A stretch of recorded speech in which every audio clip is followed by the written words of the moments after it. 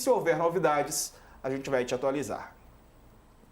O governo Trump congelou hoje mais de 2 bilhões de dólares, cerca de 12,8 bilhões de reais, em subsídios para a Universidade de Harvard, uma das mais prestigiadas do mundo, depois que a instituição se recusou a cumprir exigências da Casa Branca. No início de abril, o governo do presidente republicano fez uma série de exigências à direção da universidade, incluindo o fim do programa de diversidade e mudanças nos programas que, segundo Trump, alimentam o assédio antissemita. No ano passado, a universidade foi o palco de protestos pró-Palestina e no mês passado, 13 estudantes que participaram do movimento tiveram suas formaturas barradas pelo conselho da instituição. O presidente de Harvard, o Alan Garber, afirmou em uma carta que as exigências presidenciais violam os direitos garantidos pela primeira emenda da Constituição dos Estados Unidos. Bom, vamos trazer para cá o nosso convidado. Quem está conosco é Vinícius Vieira, professor de Relações Internacionais da FGV e da FAAP também. Vinícius, boa tarde. O Trump está com tudo contra as universidades. A de Harvard resolveu contra-atacar, mas também não sei se tem poderio para segurar muito tempo o ímpeto do Trump contra a academia, contra a ciência. E aí, professor, boa tarde. Boa tarde, muito obrigado pelo convite. De fato, Diego, temos aqui um cenário que, por hora, Harvard, entre outras universidades americanas de maior prestígio, conseguem contornar. Por conta, é uma palavra em inglês que é muito usada aí para descrever o fundo das universidades, o chamado endowment, né, que é aquilo que elas recebem de doações. O endowment de Harvard é muito maior do que Harvard recebe anualmente ali do governo americano, 2 bilhões de dólares. Estamos falando de um endowment, né, desse fundo aí privado de 53 bilhões de dólares. Isso quer dizer que Harvard pode sobreviver aí, pelo menos bem durante um mandato de Trump, se esses investimentos, essas doações aí tiverem boa rentabilidade. Mas o cenário, claro, se complica à medida em que houver ali pressão também por parte de doadores que estejam eventualmente alinhados à agenda do presidente. Professor, por mais absurdo que isso possa parecer, Trump conquista votos e popularidade ao atacar a ciência e os pesquisadores por meio de um ataque às universidades, por cortar dinheiro de uma universidade como Harvard e de outras? Exato, Raquel. Ele atrai votos, inclusive, até de pessoas que podem estar ainda indecisas aí frente a essa ofensiva que ele faz contra a ciência. É importante lembrarmos como que se fundamenta aí o campo da ultradireita, extrema-direita para alguns, uma direita que não respeita a democracia, não respeita aí a diversidade, o dissenso natural dos regimes democráticos. E Trump está cada vez mais aí, para aqueles que eram céticos, alinhados a essa tendência realmente autocrática, porque cerceando a voz da universidade, você cerceia a democracia.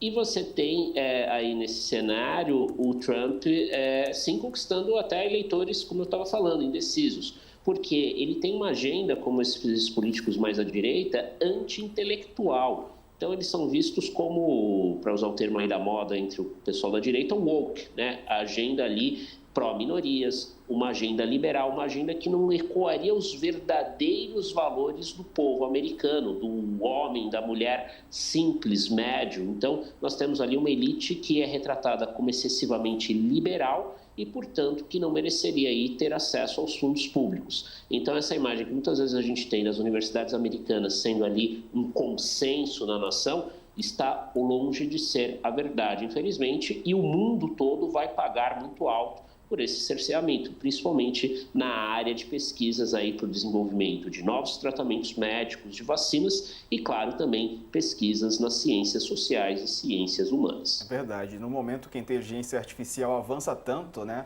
a burrice natural parece caminhar passos largos também. Andresa, você tem pergunta? Tenho, brilhante a exposição do professor. Como é que o senhor define o Trump? Ele é um populista? Ele é um autoritário? No espectro político, o senhor colocaria ele em que caixinha e o senhor assemelharia ele ao ex-presidente Jair Bolsonaro nesse estilo? Obrigado, Andresa, pela pergunta. Eu escrevi recentemente um livro, foi publicado em 2024, que é fruto da minha tese lá em Oxford, que já há muito tempo que eu defendi, mas é algo que eu já vinha pesquisando, que é o impacto do nacionalismo no comércio global. Depois eu adaptei isso à questão da política internacional e da política doméstica. O título do livro é Shaping Nations and Markets, moldando mercados e nações. E eu comparo exatamente o presidente Bolsonaro, o presidente Trump e o primeiro-ministro Narendra Modi, da Índia. Eu classifico, sim, os três, né? Aí, sei que você não perguntou do Modi, mas como faz parte do meu trabalho, acho que é necessário trazê-lo para comparação. Eles têm um nacionalismo populista de direita, de fundo religioso e de fundo supremacista. No caso do Trump e do Bolsonaro, as semelhanças são notórias. Primeiro, na questão de um nacionalismo cristão, eles veem aí os Estados Unidos e Brasil essencialmente como nações cristãs, ignoram a diversidade que é natural, vamos assim dizer, original até dessas nações aqui moldadas tanto por brancos, não brancos, toda a herança da escravidão em ambos os casos, os migrantes que formaram Estados Unidos e Brasil aí das mais diversas origens, migrantes, muitos dos quais, sim, cristãos, mas que caminharam ali rumo ao secularismo, que é ignorado por esses líderes. E, claro, é preciso dizer, vejo também no Trump um nacionalismo não só cristão, mas um nacionalismo branco, que no caso do bolsonarismo é muito mais sutil, até por conta das características do nosso país, que é muito mais sincrético e miscigenado, claro, que os Estados Unidos. Então, Trump, infelizmente, está nessa categoria, sim, de nacionalismo branco-cristão, que tem claras pretensões supremacistas. Couto.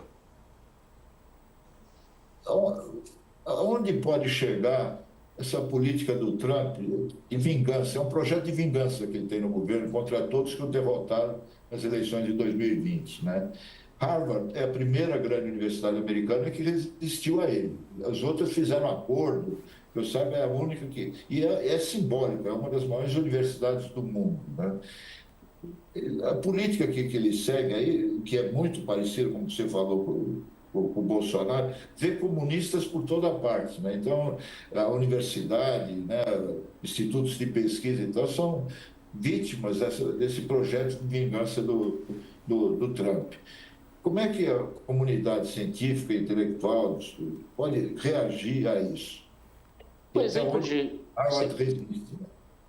Sim, Couto, muito obrigado pela pergunta, porque, de fato, é um trabalho de resistência, um trabalho em que a liberdade acadêmica é posta à prova e, de fato, é necessário, se me permite aqui licença poética, um certo heroísmo por parte dos pesquisadores. E é essencial não somente decisões das administrações da universidade, nesse sentido Harvard tomou uma atitude exemplar, outras acho que poderiam ter tomado a mesma medida, porque outras também têm um endowment não tão grande quanto o de Harvard, mas recebem doações e poderiam resistir aí pelo menos, acho, a 4 anos de Trump, mas vamos depender muito da solidariedade internacional.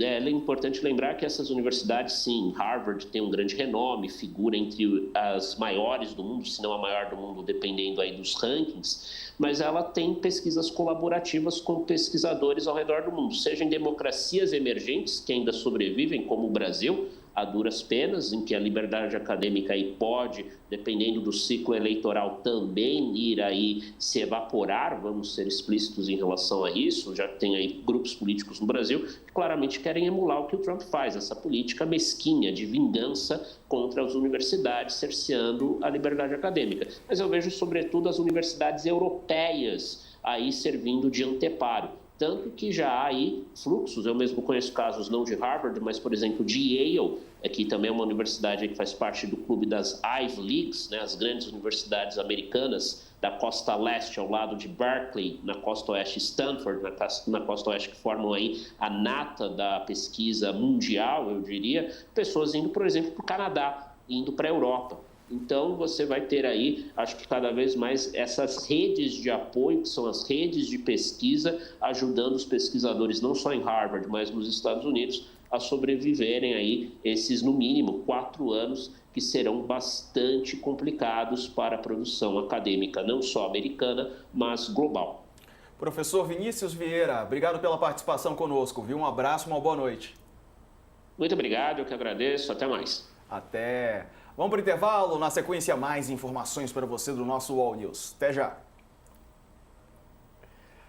No YouTube a gente segue ao vivo mais um pouco. Vamos falar sobre a China, que ordenou que suas companhias aéreas não recebam mais entregas de jatos da Boeing em resposta à decisão dos Estados Unidos de impor tarifas de 145% sobre produtos chineses. Pequim pediu ainda que as transportadoras chinesas suspendam as compras de equipamentos e peças de aeronaves de empresas americanas.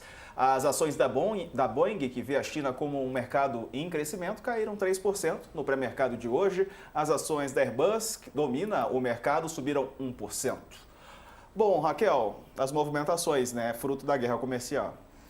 Diego, fruto da guerra comercial, e eu recomendo para quem está nos assistindo a leitura de uma coluna excelente do Graciliano Rocha, hoje na página do UOL, né, Graciliano, nosso editor, repórter especial, em que ele fala de como a China atingiu um alvo extremamente sensível nos Estados Unidos.